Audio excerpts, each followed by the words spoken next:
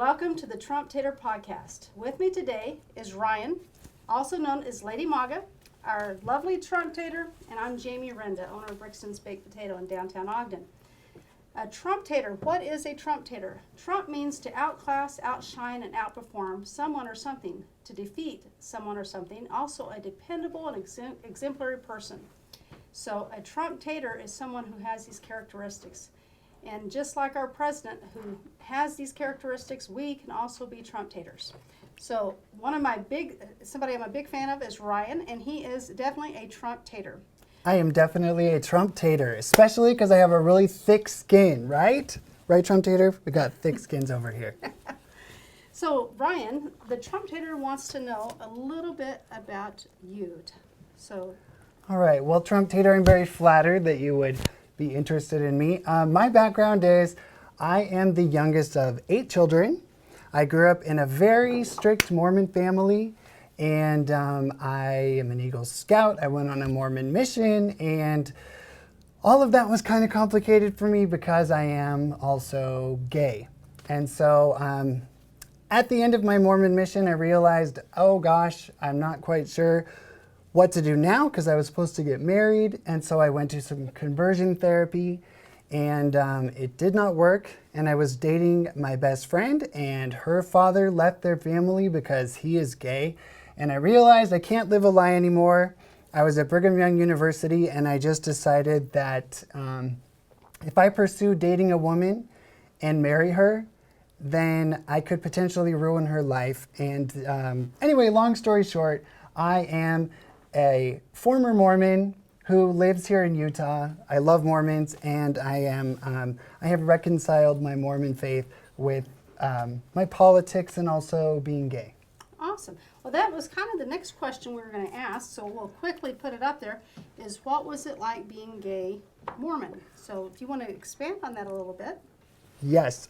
Well, for me, it was a little bit rough because I grew up in a family where my father and family members were actually anti-gay activists. And so I grew up protesting and holding up signs and just believing that gay people were completely evil. So for me, it wasn't just like a regular Mormon family. It was definitely an anti-gay Mormon family. So it was very rough. But as a teenager and as a college student and a missionary, I really felt that someday this is going to go away. I can pray it away and everything will be okay. So I didn't really struggle too badly until I realized that now that I'm done with my Mormon mission, it's time for me to face this. And when I came out of the closet, it was initially very difficult for my family. My mom said, this is the worst thing that's ever happened to me. And it was very rough, but with time, they came around and they saw that I'm still the same person. And so it was very rough. It was rough, but my family is very compassionate and loving, and I'm also very patient and loving with them. So we were able to work it out. Would you have any advice to give others who may be in your situation today? Yes.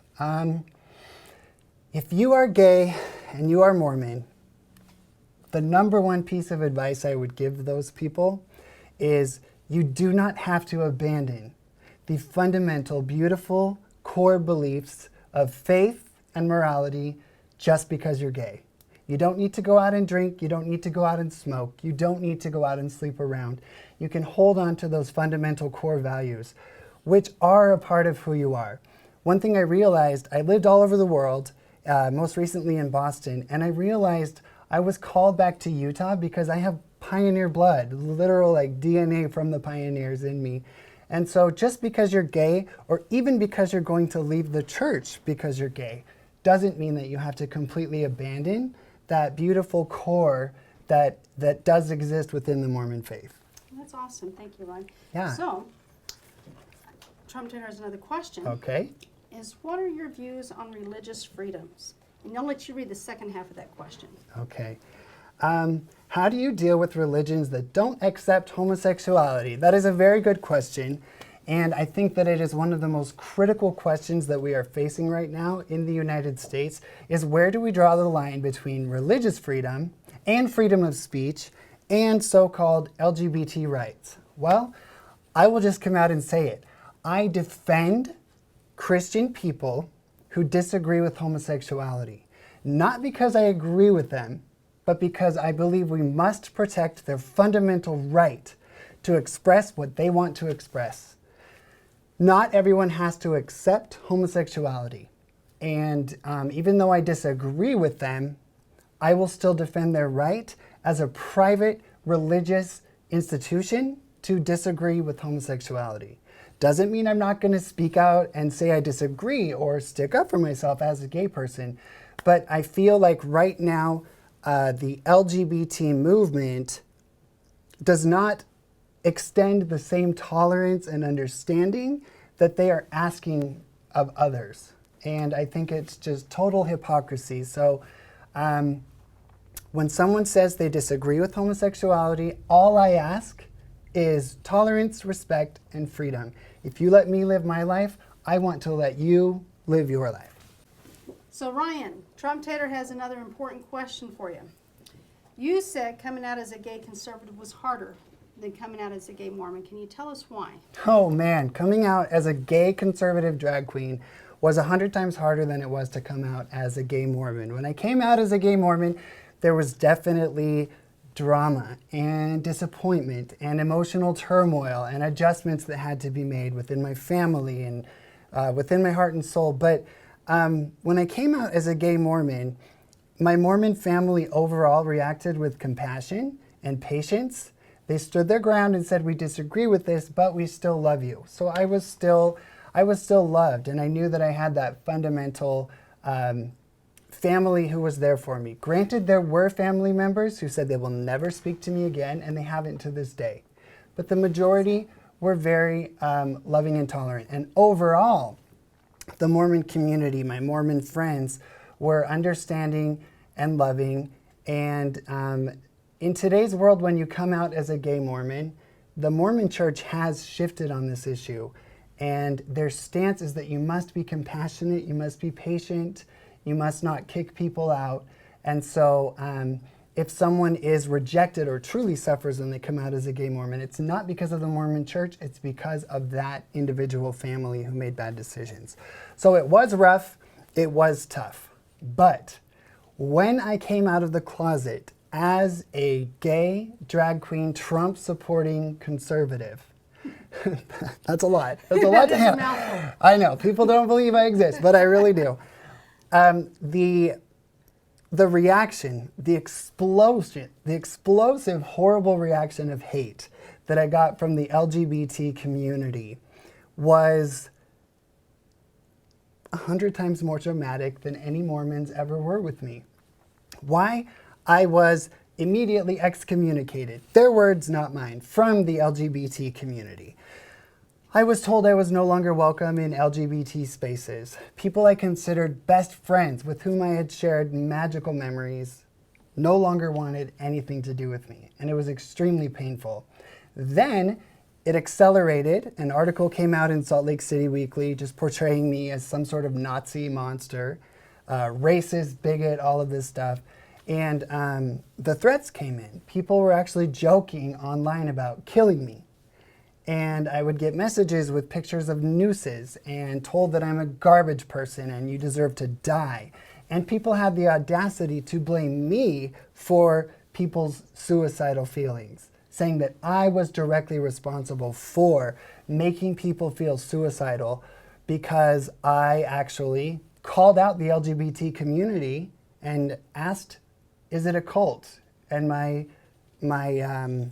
conclusion was that yes, the LGBT community today is more like a cult and less like a movement.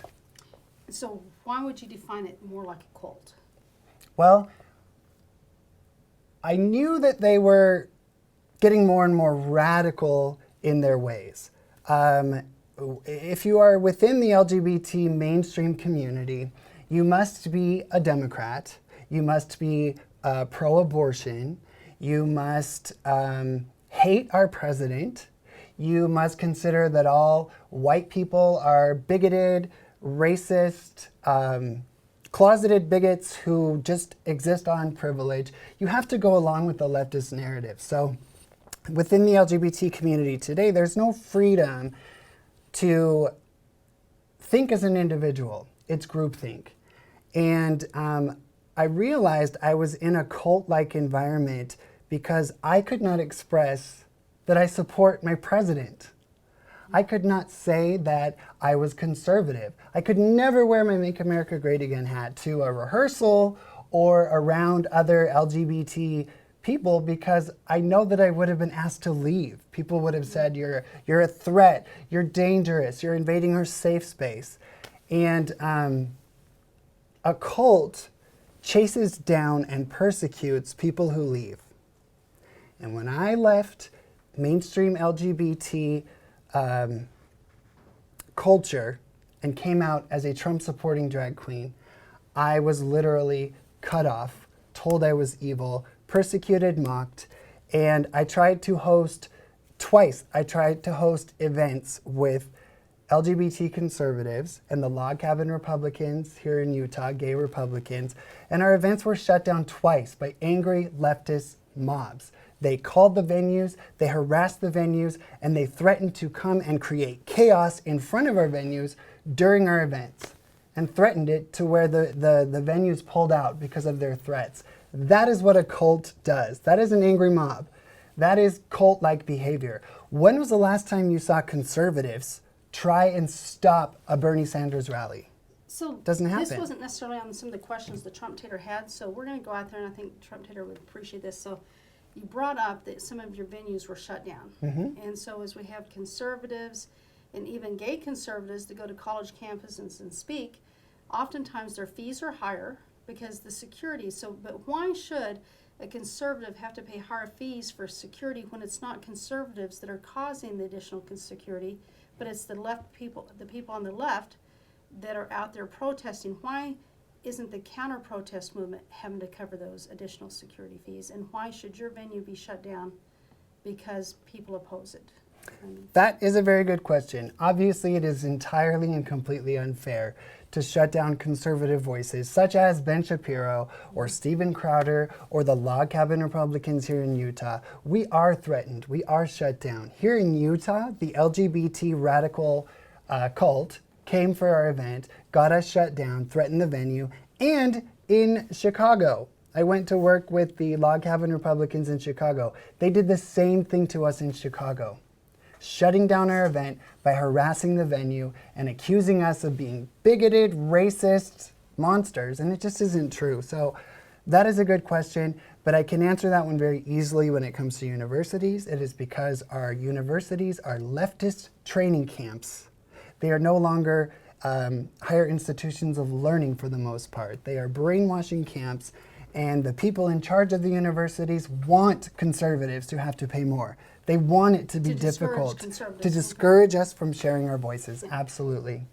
Seems like there should be some lawsuit that be a standard fee for any guest speakers, and if there's counter-protests, those counter-protests that are causing additional security should have to register their protest and pay the additional security. 100%. Can I give a little shout out to the College Republicans of the University of Utah?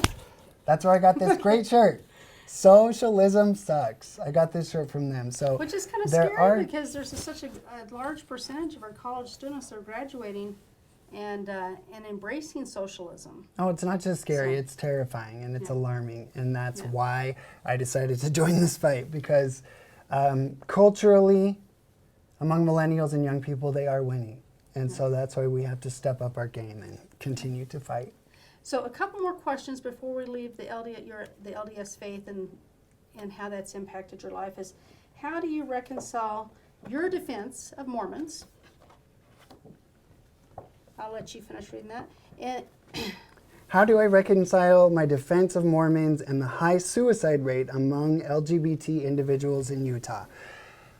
All right, well, I think that it is unfair when people immediately blame all suicides on the Mormon Church in Utah, especially LGBT suicides. I have dealt with suicidality in my life. I've been to those dark places, and the reconciliation of my faith and my homosexuality was part of my challenge. But do I blame the Mormon Church and their beliefs for my problems? I don't. It is unfair. If LGBT youth are committing suicide in Utah more than elsewhere, which I think is fairly debatable, is it because they have chosen to leave everything that they knew and now they're in circles where they could be experimenting with drugs because drug use is rampant in the LGBT world? Are they going to nightclubs? Are they drinking? Are they being promiscuous, potentially exposed to sexually transmitted diseases? What are their realities and behaviors that could also be attributing to their suicidal tendencies? Also, transgender youth. Yes, they have a higher suicide rate than the average population. That is heartbreaking. Is it because Mormons don't believe that people should be transgender? Or is it because being transgender, altering your body, taking life-altering hormones is an emotionally traumatizing and difficult experience in itself? So I feel like when people just attribute all gay suicide and LGBT suicides to the Mormon Church, it is unfair. In the past, the doctrines were awful. They used to just say homosexuality is an abomination. Basically you're in outer darkness. It was pretty awful. But today that is not the case. Young people who get their Strength of the Youth pamphlet, they're told to go to their bishop and talk about their struggle with same-sex attraction. In the old days, it just said homosexuality is an abomination before God. That's all it said. Now it says there's someone you can talk to. And not to justify that, because it definitely, I can see the impact it had on your life and other people's lives, but it wasn't just the Mormon Church. I mean, if you look throughout the world, the standard was somewhat, the same worldwide on that, regardless of what faith or even outside of Christian faiths. Of course. And so, as we've evolved, I think a lot of people's opinions have changed, and a lot of the verbiage that we use has altered. But there is still something when something that's core about who you are, as we talked earlier, conflicts with something that you believe. Trying to make sense of that is not always easy. So no, it is definitely a struggle. There's more conversation that needs to take place, but the Mormons are open to dialogue. They don't want to change their fundamental doctrines, and they don't have to. This is America. The LGBT cult is not willing to meet them halfway. That's why they're protesting them in downtown Salt Lake City for their policies at BYU. Do they have to go to BYU? No. Does BYU as a private religious institution have the right to uphold their standards? Yes. So I just feel like one side is willing to be tolerant, and all the Mormons that I know, my best friends who are Mormon and don't necessarily understand homosexuality, they are loving and tolerant. But are the people on the opposite end of the spectrum loving and tolerant toward Mormons? The answer is no. And this is proven by the musical, the Book of Mormon musical. Yeah. It is a filthy, disgusting, crude, obscene piece of work, and they attack everything that is sacred to Mormons. So if you were to make fun of drag queens, or if a Mormon were to make fun of gay people overall, it would probably make the news. Hate speech. This is awful. They're so vitriolic. They're so homophobic. They're causing suicide. Well, what about the Book of Mormon musical? Yeah. Nobody says a word. And that musical is absolute filth, and it is so offensive to everything that Mormons believe. And to me, it's the ultimate hypocrisy, because those same people protesting Brigham Young University in downtown Salt Lake City would never protest Islam. Ryan, I don't want to cut this conversation short, but for today we're going to, but suicide rate in Utah is a really important subject, and we need to really have a much greater in-depth discussion on this, because it's not an easy problem to solve. It needs one with a lot more dialogue. And there's a candidate running for governor right now, John Huntsman Jr., that this has been something gorgeous. John is gorgeous. Sorry.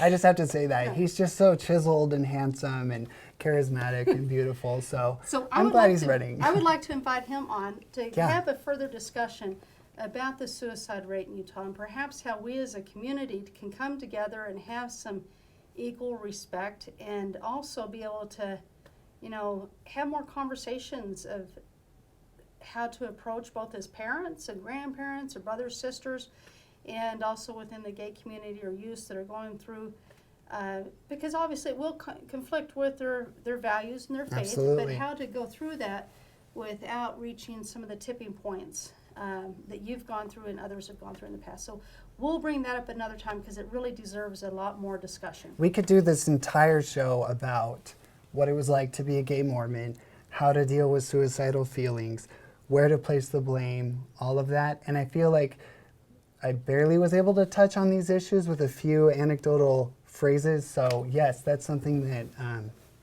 definitely needs to be talked about, but talked about from a perspective that is fair to the LDS people as well as gay people. Okay, that sounds like it. And again, there's lots of different factors in suicide. One is altitude. Utah has a high altitude, and that's a factor. So there's many different factors that go into that, but this is definitely one of them that we need to have a more in-depth discussion on. Yes. So recently, and you talked on this just briefly, recently you stood up for BYU and the when the LGBT community wanted to have a protest there, and you turned them down. Can you tell us more about that? Well, Brigham Young University is a religious private institution, and their policy is that people should not engage or act upon homosexual feelings or behaviors. They also have the policy of no sex outside of marriage. They also have a policy of no masturbation. These are very strict policies when you compare the average college lifestyle to Brigham Young University. So their policy is no homosexual activity. The Mormon Church discourages homosexual behavior. They definitely are not what we could say pro-gay. That being said, recently people decided to protest Brigham Young University in downtown Salt Lake City, blaming BYU for causing emotional trauma and turmoil and being bigoted and homophobic and awful, blaming suicides on Brigham Young University. And I went on social media and I stuck up for BYU. I got a lot of backlash for sticking up for BYU, but either we believe in freedom of speech and freedom of religion for all people, or we don't. Is BYU trying to say that no one has the right to be gay in America? Are they trying to say that I am not allowed to be a drag queen in America? No. On their turf, they have the right to say what they want. My analogy is, if I am a vegetarian, and I'm not, but Trump Tater would probably like it if I were not a vegetarian. Yeah, but I love potatoes. Sorry, Trump Tater. Anyway, if I am a vegetarian and I open a school for vegetarians, and people sign an honor code and say, I will not eat meat while I am at this school. While they're at the school, if they have a hamburger, there's nothing wrong with having a hamburger. But there is something wrong with signing your name, knowing that vegetarians are donating to your university that promotes being a vegetarian and you're eating meat. That's how I look at BYU. You sign an honor code. You know what you signed up for. And the people at Brigham Young University, these are not little children. They're 18 and up. They're adults. They have the option of leaving Brigham Young University if they want to, like I did. I wasn't a good fit. And before I got kicked out or broke the honor code even, I decided to leave of my own accord and go and find another school. There are plenty of other opportunities and plenty of other places you can go if you are gay. Also, I told the people who gave me backlash for sticking up for Brigham Young University, tell you what, I will go with you to your next protest against the Mormons in downtown Salt Lake City. I'll hold your signs and I will protest with you if we immediately after go to an Islamic center here in Utah and protest them as well. Because y'all love to insult Mormons, you love to insult traditional Christians, but you never ever speak up against Islam. And you're a bunch of hypocrites. You guys will sit through the Book of Mormon musical that puts people's sacred beliefs through an absolutely filthy program, but you would never tolerate the same being done to Islamists. So y'all are hypocrites. So I don't understand why they're spending their time attacking BYU because of their policies that they have the right to have, but they would never say a word about Islamic countries that would kill me or torture me or put me in prison. Let's talk about that unusual alliance there, Yeah. because, and it's not just with gay and lesbians, it's also with the treatment of women Of course. in these countries.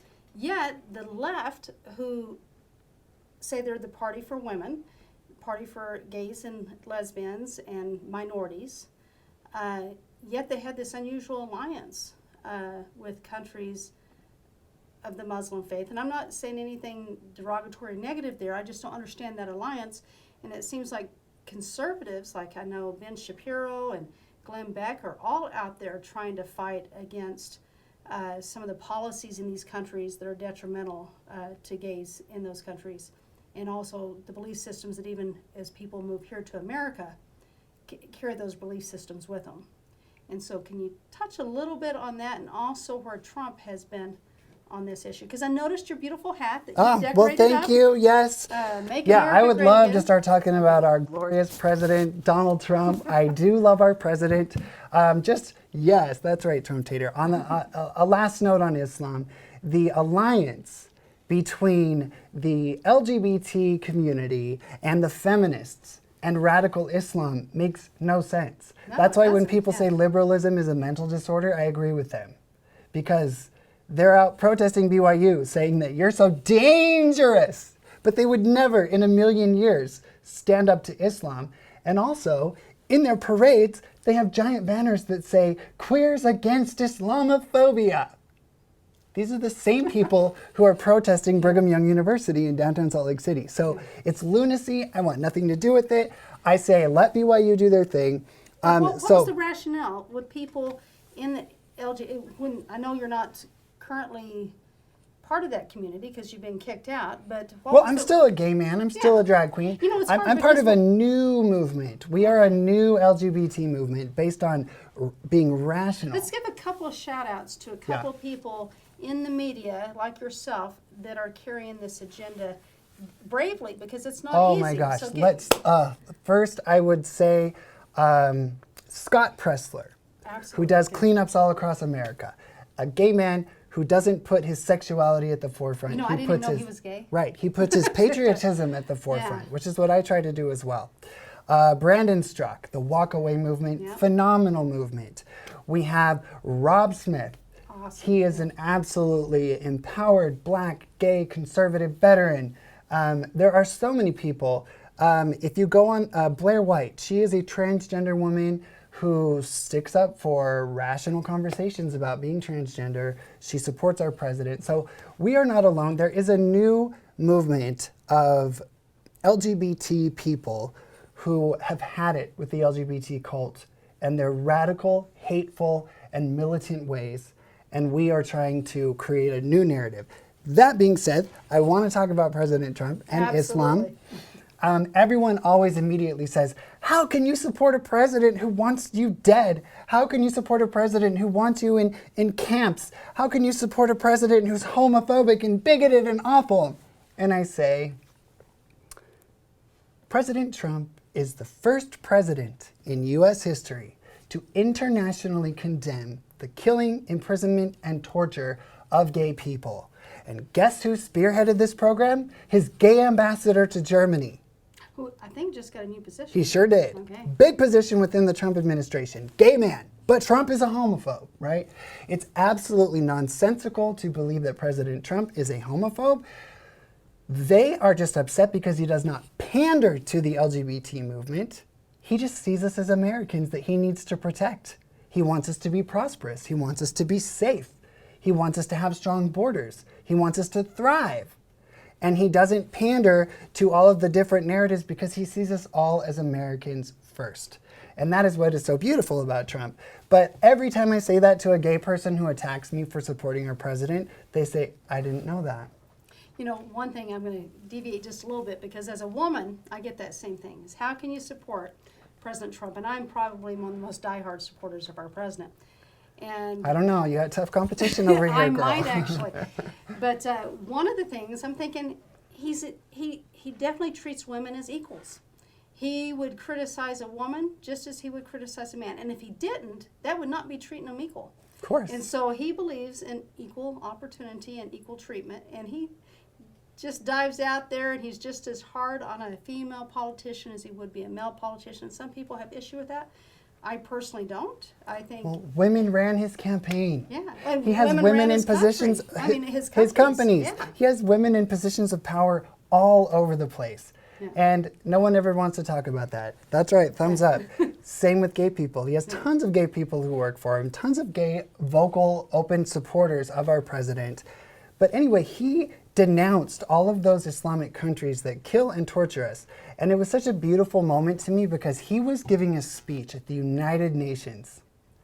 And he looked those evil leaders in their faces and said, we condemn what you're doing to gay people in your countries. We do not do that in America.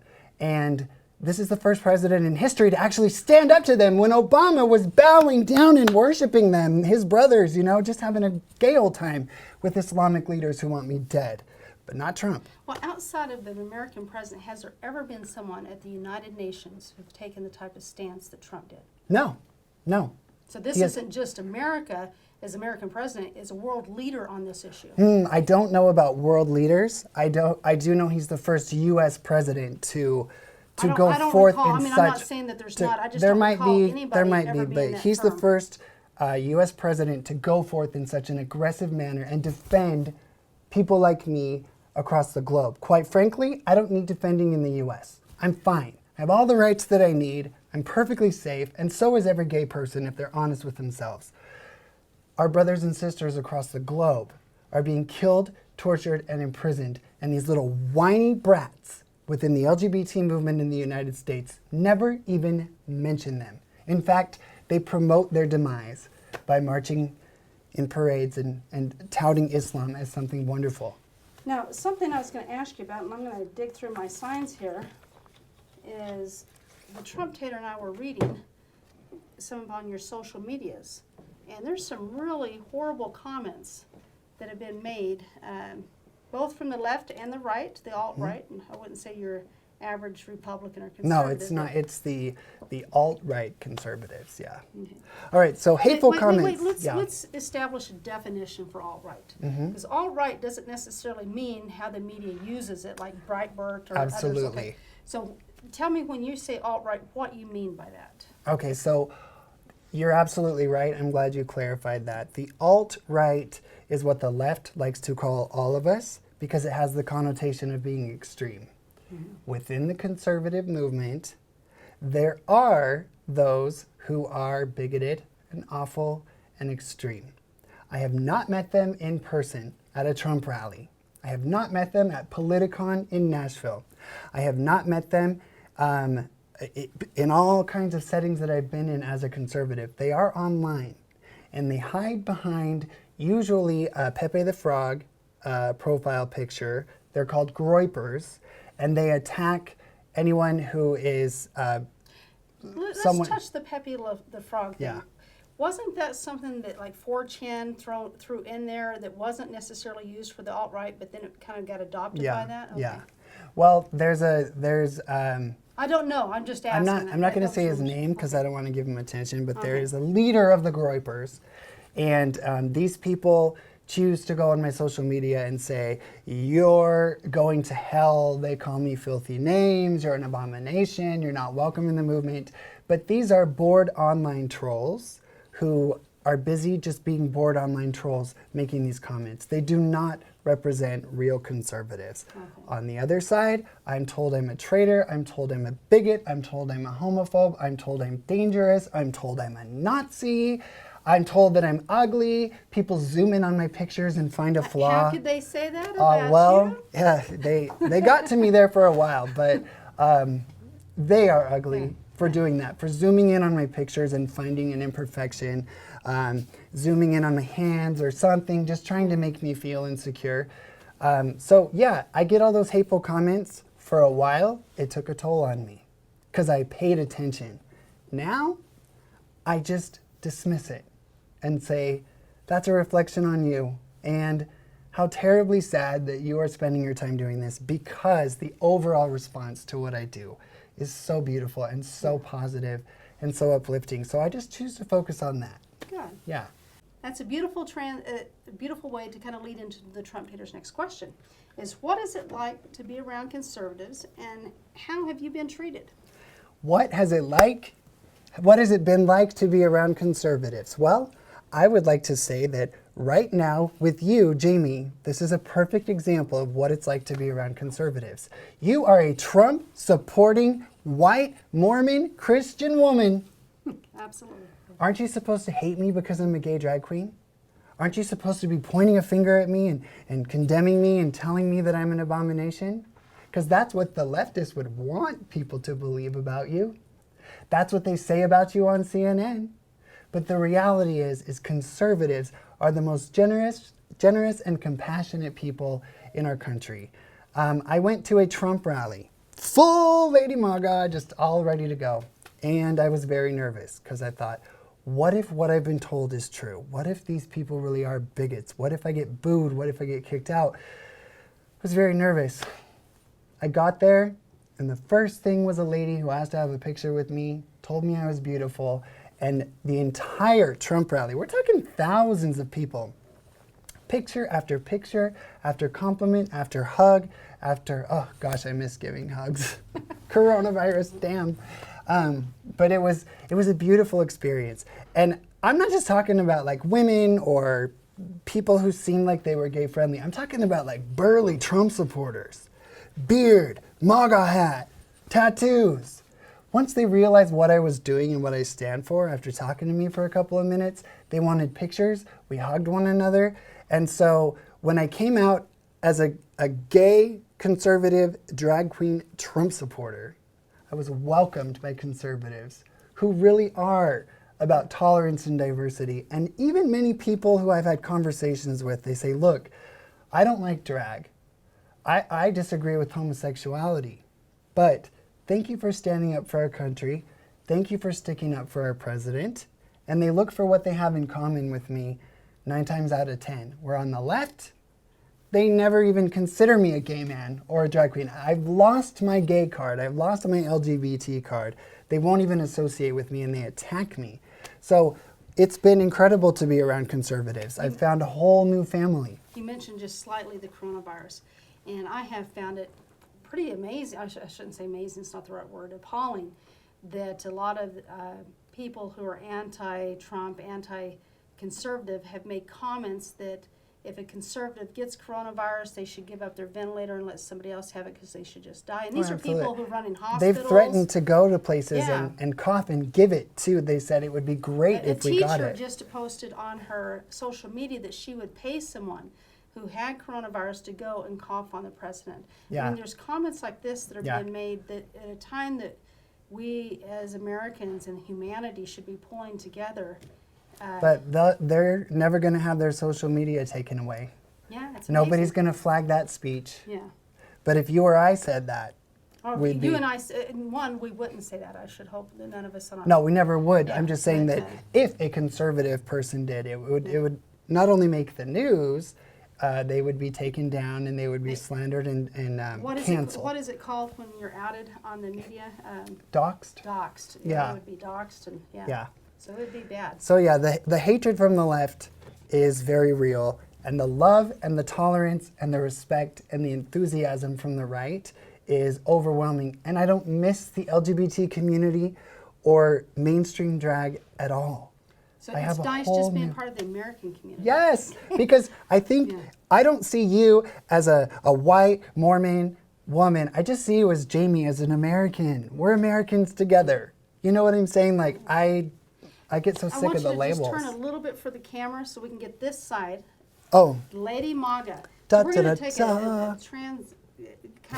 turn the table on this conversation and talk about your experience in the doing drag and why you started Lady Maga. Can you kind of lead us into that? Yes. Because we're going to be introducing Lady Maga soon. I think Lady Maga's probably going to show up And I heard that she feels like maybe I need a little bit of a pick-me-upper. Oh, girl, yes. I think we're just gonna have to work some. I love to call it. I always pose it, but hashtag Maga magic. Okay. Because Lady Maga definitely works her Maga magic. Kind of like, it's just a way of making MAGA and Make America Great Again really fun and exciting. So yes, I think Lady Maga should come and join us in this interview. I'll probably leave and we'll let her take over. And she might have a little makeover in store for you. I'm not sure, but I think probably she will. Okay, we'll let her work her magic and see what happens. So why did I start drag? All right, well, it's a very long, complicated story, but I'm gonna make it very brief. I had just experienced some devastating times in my life, and I was very suicidal, and I was very depressed, and I was very lost. And I was in therapy, and they suggested that I might be transgender. And so I had nothing to lose. I thought, okay, maybe I'm transgender, let's explore this. So I thought, you know what, I do love makeup, I do love pink, I do love Barbie, maybe I'm meant to be a woman. So I sort of flirted with the idea of it, and I went to a drag show. I'd never been before. And I saw this drag queen on stage with the fan blowing the hair and the sequins and the sparkles, and it was a very uplifting and fun, glamorous performance. And I realized in that moment, that's what I want to do. I'm not a woman, but I want to perform. I want to explore fashion. I want to explore colors and fabrics and makeup, and I needed an outlet desperately for self-expression and to express all of this pent-up creativity that I had in me that I realized was oppressed. As a little kid, I came home from first grade, and in the fireplace were burning all of my fag toys, meaning Care Bears, Smurfs, anything like that, was in the fireplace burning. And I remember watching those toys burn. It was like losing my friends. So let's interject there. Is it something your parents sensed when you were young, or is this? Oh yeah, they tried to beat out the effeminate behavior, From a very literally young age. beating me. Okay. Yeah, not my mom. So the trauma of not being allowed to play with girl toys. Like I used to get caught playing Barbies with my cousins, and I'd be in big trouble. And I was only allowed to play with cars, guns, fake guns, army men, sports. I was forced to do sports and forced to do karate and forced to do boxing and all this stuff that I really hated. And so I had this inner child. I had this inner creative, colorful person who loves what the world calls girl things. You know, that happy world where everything is beautiful and rainbows and sparkles and smiles and friendship. Because if you look at our aisles in Target, you have the boy aisle, and on the boy aisle, it's aggression and conflict. Spider-Man is not smiling. Neither is Batman, neither is Captain America, neither is WWE figures. It's all based on conflict and competition. Nothing wrong with that. But I didn't relate to that, because when you go to the girl aisle, everything's based on family and friendship and fun and hearts and smiles and magic and imagination and color.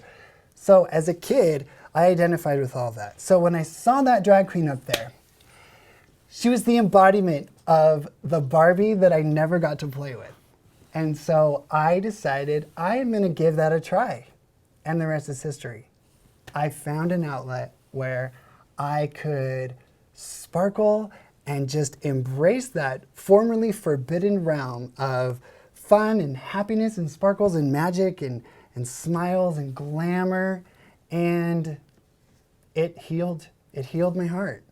And the persona that I originally created, named Rihanna, Rihanna is the name they used to torment me with as a kid in school, because my name is Ryan, so they call me Rihanna, the fag fairy. So I named her Rihanna, and And when you say in school, what age were you? first grade on. I had eggs smashed over my head by the 7th graders walking home when I was in 6th grade, and bullied and insulted and made fun of at home and at school. So there was this oppressed person inside of me who needed to come out. And it just felt so empowering to just say, let it go, like Elsa. It was actually shortly after that film came out, and I watched her story of being oppressed with the gloves and I'm different and that's bad and I'm hurting people and my secret is terrible and I shouldn't be this way. Why am I this way?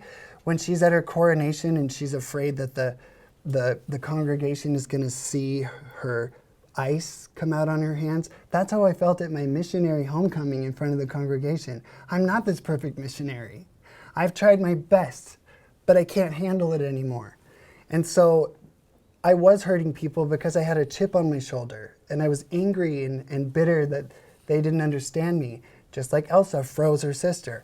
So when I saw that film and Elsa went up on the mountain and she realized, wait a minute, I don't care what they're going to say. Let the storm rage on. I just have to be free. And she lets go of all of that awful baggage. And she realizes, actually, what makes me different is not bad.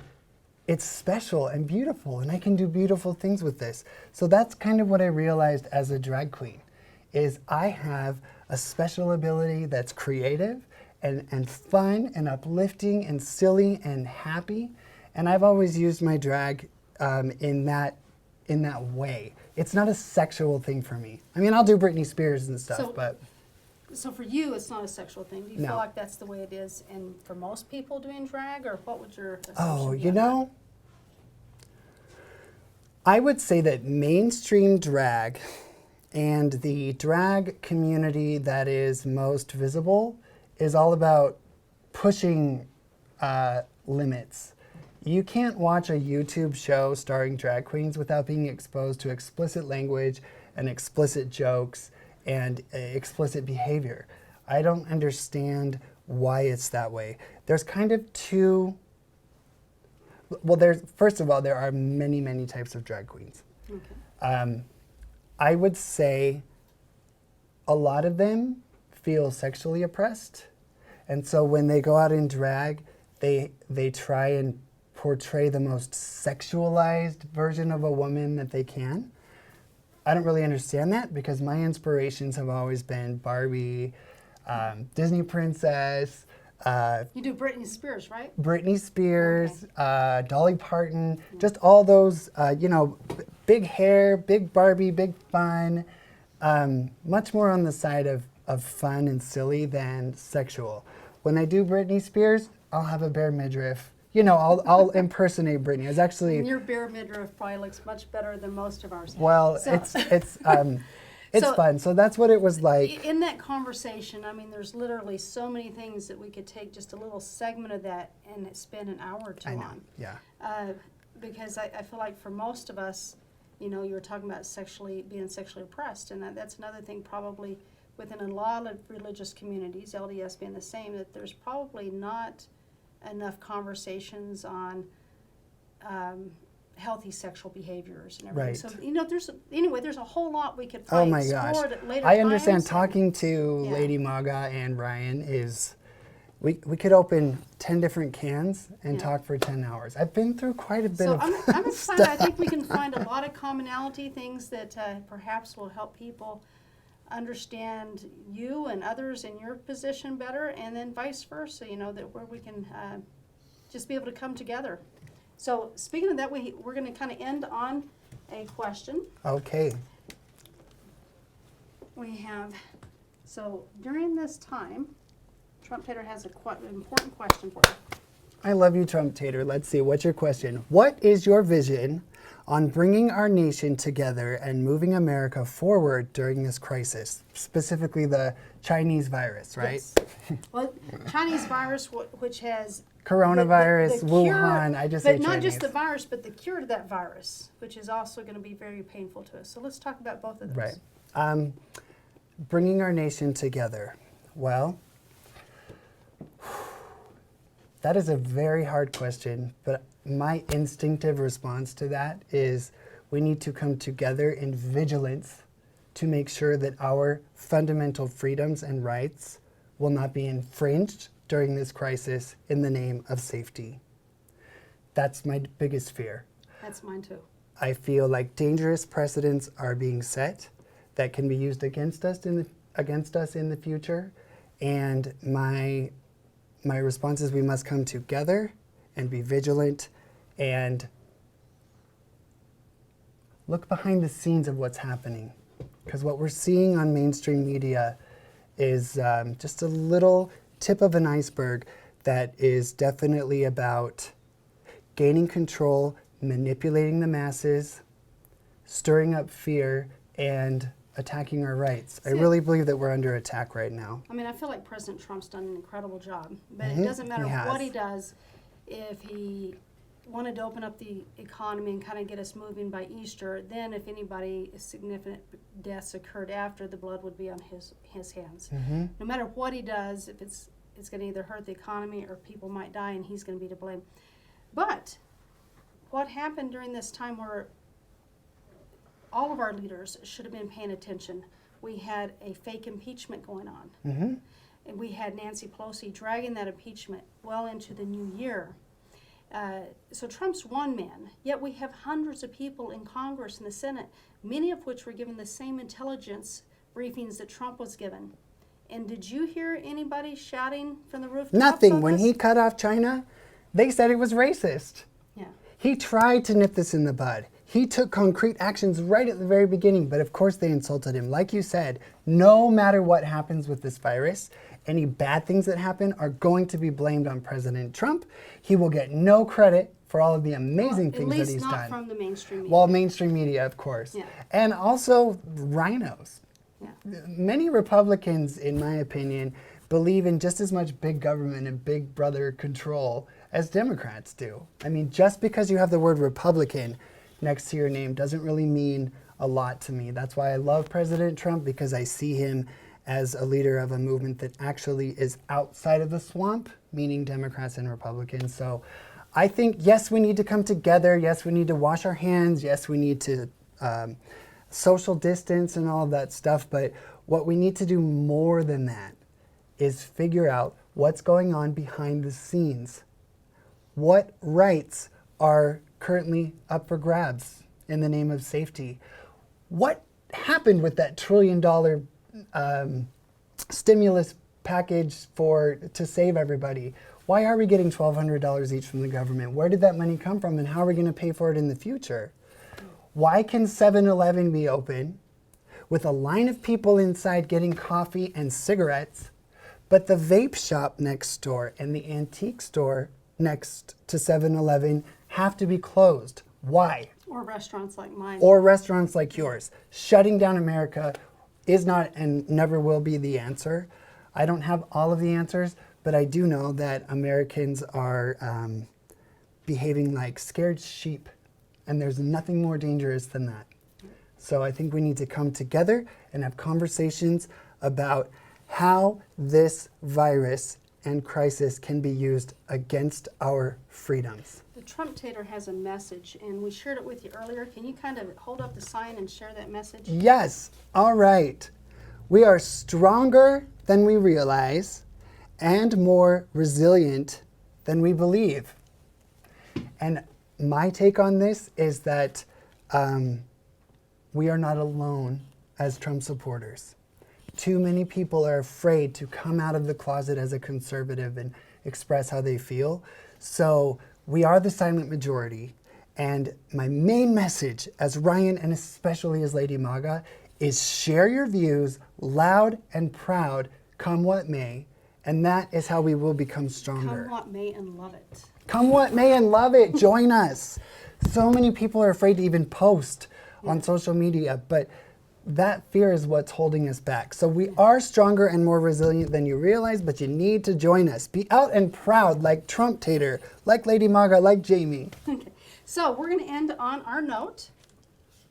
You're going to hold up your sign, Ryan? Yes. So remember, Be a tater, not a hater.